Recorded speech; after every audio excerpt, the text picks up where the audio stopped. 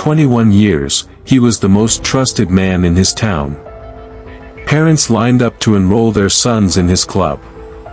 Teachers called him a model citizen. The government gave him medals. And in his workshop, behind a locked door, he was strangling children on camera, and calling it science. His name was Anatoly Slivko. And this is the file the Soviet Union tried to make disappear. The archive doesn't forget. It just waits for someone to open the file. Ninamisk is a small industrial city in southern Russia, the kind of place where everybody's father worked at the same chemical plant and everybody's mother knew everybody's business. In a town like that, reputation isn't just a nice thing to have, it's currency, and it's armor. And Anatoly Slivko had more of it than anyone.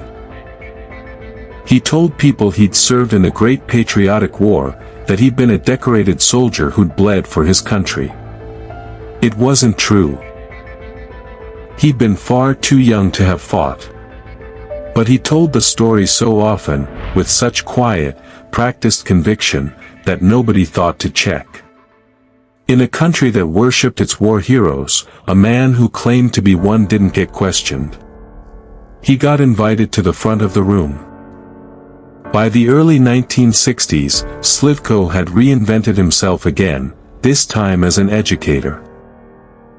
He founded a youth club called Cheryomushki, a mechanics and technology program for boys, teaching them how engines worked, how radios were wired, how to develop photographs in a darkroom he built with his own hands. In the Soviet Union, this was exactly the kind of institution the state wanted to see. Discipline. Skill building. Young minds kept busy and safely out of trouble. Parents adored him.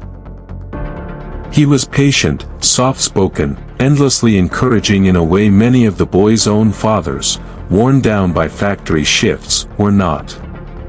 Boys who felt invisible at home found, for the first time, an adult who seemed to genuinely believe they were destined for something important. Slivko took them camping. He took them on field trips. He gave them ranks and small badges of honor, and told them, one by one, privately, that they were special. Hand-picked. Different from the others. That last part was true. Just not in the way any of them imagined. He was careful, too, about how the club looked to outsiders. Local officials were invited to watch demonstrations. The club was written up in the local paper more than once, always as a shining example of Soviet youth education done right. He understood, instinctively, that visibility used correctly doesn't invite scrutiny, it repels it.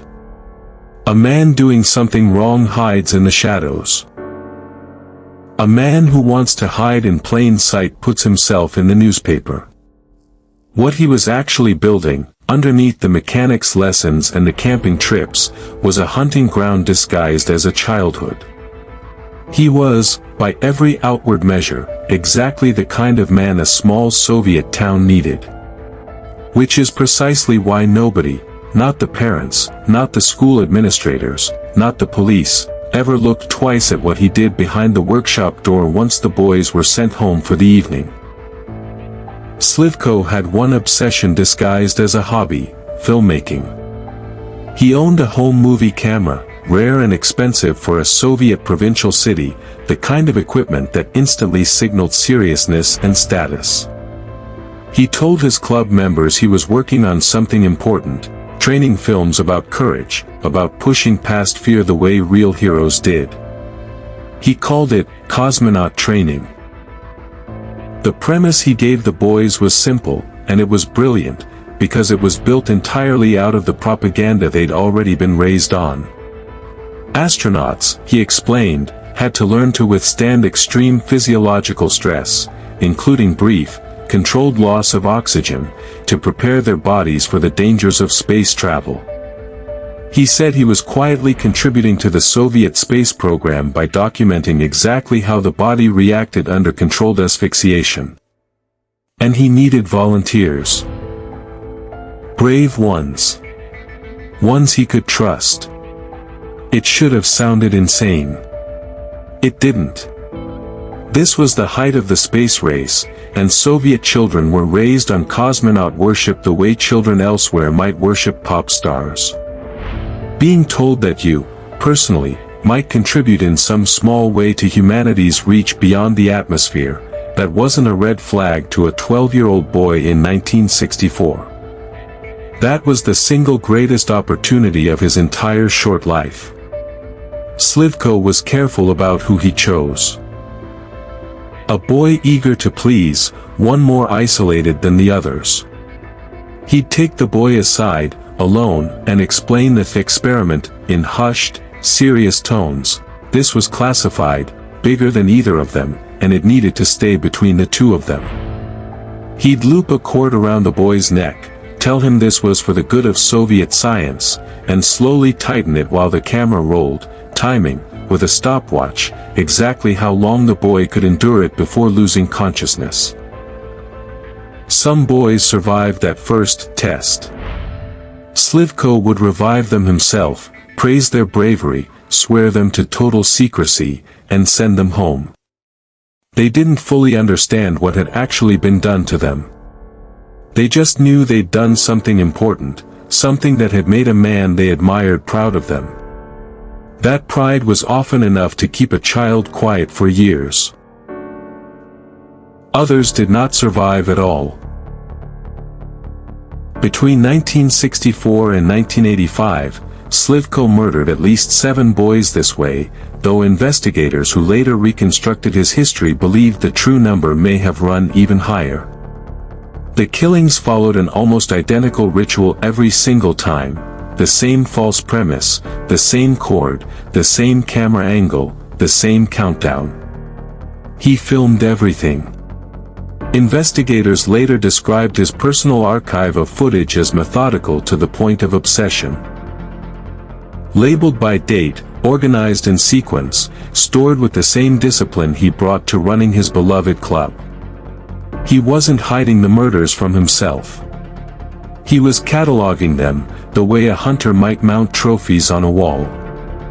What's especially chilling, in hindsight, is how ordinary the boys who vanished were. They weren't loners plucked off the street by a stranger. They were club members, kids whose parents had personally walked them to Slivko's door and thanked him for taking an interest in their sons. The horror of the case isn't that he found vulnerable children. It's that he manufactured the vulnerability himself, inside an institution everyone had already agreed to trust. What makes the case almost impossible to sit with isn't just the method, it's the duration. 21 years. In a country with an enormous state security apparatus and near-total surveillance of ordinary citizens' lives, one man ran a private killing ground out of a children's club for 2 decades, and nobody stopped him. There's a reason for that, and it says as much about the Soviet system itself as it does about Slivko. Officially, the USSR did not have serial killers. The phrase itself was treated almost as a Western import, a symptom of decadent Soviet ideology insisted was unique to capitalist societies. Isolated murders happened, tragically, the way accidents happen. Patterns did not. Because a pattern implied a systemic failure the state was simply not willing to admit to, either to its citizens or to itself. So when boys disappeared from Ninamisk over the years, each case was handled in isolation. A drowning. A wandering child who got lost. A runaway chasing some romantic idea of adventure. Investigators rarely cross-referenced one file against another. And even in the rare moments when suspicion did drift toward Slivko, his reputation did the rest of the work for him. He was a decorated veteran. A devoted mentor. A pillar of the community. The idea that a man like that could be responsible for anything monstrous was, to the people around him, simply unthinkable, and unthinkable things don't get investigated. Slivko used that unthinkability as a shield for 21 years, and it very nearly worked forever. In 1985, a boy named Sergei Zakharchuk finally broke the pattern. Slivko selected him for one of his experiments the same way he'd selected every boy before him. But something about it didn't sit right with Sergei. Instead of staying silent, he went home and told his mother exactly what had happened. His mother didn't dismiss it. She reported it, formally and insistently. And this time, investigators pulled the thread. What they found inside Slivko's home stunned even hardened Soviet detectives. Reels upon reels of film, meticulously catalogued, documenting the deaths of children stretching back more than 2 decades. Handwritten notes describing timing and physiological detail with clinical detachment. A private archive of horror maintained with the same organizational discipline he'd used to run his mechanics club and his darkroom, the same hands, the same careful labeling, applied to something unspeakable. Investigators also tracked down several of the boys who had survived their experiments, and were now grown men. Many had never spoken about it, not to their wives, not to their parents. When investigators finally showed them the footage, confirming this had never been an isolated moment of fear but part of a pattern repeated for over 20 years, several reportedly broke down for the first time in decades. They had spent their entire adult lives believing they were the only ones.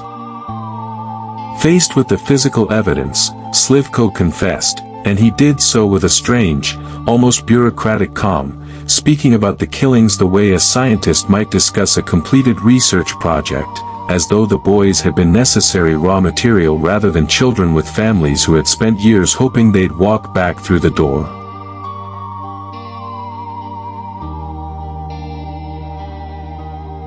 His trial in 1989 confirmed, in exhaustive detail, everything the confiscated footage had already proven. Anatoly Slivko was found guilty of murdering at least 7 boys under the guise of his cosmonaut experiments. The Soviet court, sitting in one of the final years before the USSR's own collapse, sentenced him to death. Throughout the proceedings, he answered questions in flat, procedural detail, dates, durations, methods. With none of the volatility often associated with violent offenders. It was one thing to imagine a monster losing control. It was another to sit across from a mild, soft-spoken former mechanics instructor describing, in the tone of a man reading an inventory list, exactly how long it took a child to stop moving. He was executed by firing squad in September 1989.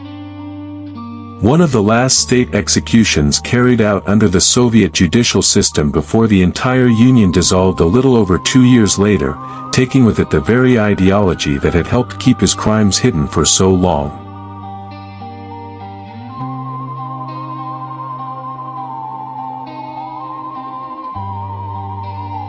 In the aftermath, Soviet authorities ordered the surviving footage destroyed, not preserved for history, but erased outright, as though burning the film could also burn away the 21 years of institutional failure that let it exist in the first place. What makes Anatoly Slivko's case so difficult to sit with isn't only what he did. It's how simple his method actually was. He didn't need to break into a home. He didn't need a weapon, or a struggle. He needed one story that fit perfectly into the exact moment he happened to be living in, a space race, a culture built on obedience, a state too proud to ever admit its own citizens could be monsters. He built trust the same patient way he built everything else in his life. Methodically, one boy at a time, always on camera, always with a stopwatch running just out of frame.